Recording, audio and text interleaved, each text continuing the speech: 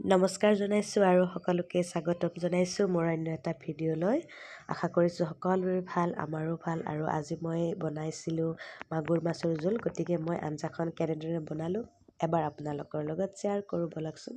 এতিয়া আমি আঞ্জাখন কেনেকৈ বনাইছোঁ আপোনালোকক অকণমান দেখুৱাওঁ। আচলতে মই আঞ্জা বনাবলৈ শিকোৱা নাই, মই ভাল পাওঁ কাৰণে আপোনালোকৰ লগত শ্বেয়াৰ কৰিছোঁ মই বনোৱা ৰেচিপিখন। আৰু এয়া মই অকণমান তেলত জিৰা গুটি আৰু এটা আলু, মাত্ৰ এটা আলু সৰু সৰুকৈ কাটি ভাজি লৈছোঁ। তাত মই গোটেইখিনি হালধি, নিমখ আৰু জিৰা গুড়ি অকণমান দি দিছোঁ।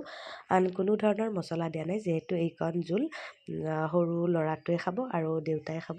মই পিছে বেছি ভাল নাপাওঁ, গতিকে সিহঁত দুজনে খাব, গতিকে বেছি জোল কৰা নাই, অকণমান বনাইছোঁ। গতিকে দেখিবলৈ খুব অকণমান যেন লাগিছে কেৰাহীটোত। আৰু এয়া আলুখিনি ভজাৰ পিছত মই যিখিনি পেষ্ট বনাইছিলোঁ, নৰসিংহ আৰু ভেদাইলতা আৰু পিঁয়াজ, আদা, নহৰু গোটেইখিনি মই একেলগে পেষ্ট বনাই তাত দি দিছোঁ। এতিয়া ধুনীয়াকৈ এইখিনি লাৰি দিছোঁ আৰু এইখিনি ধুনীয়াকৈ সিজিবলৈ এৰি দিছোঁ। আৰু দেখিছেনে কালাৰটো কি ধুনীয়া হৈছে।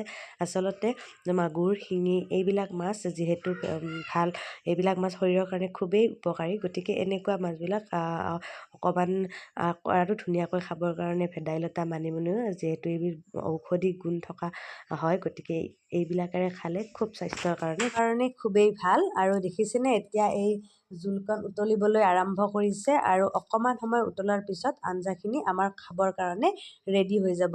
মাগুৰ বা শিঙি মাছ কোনে কোনে এনেধৰণৰ জোল বনাই খাই জনাবচোন। আচলতে এনেকৈ জোল বনাই খালে খুব ভাল লাগে। আৰু এয়া দেখিছেনে আমাৰ আঞ্জাখন খাবলৈ একদম ৰেডি হৈ গৈছে, দেখিবলৈ খুব ধুনীয়া হৈছে আৰু খাবলৈ কিন্তু খুবেই সোৱাদ হৈছিলে।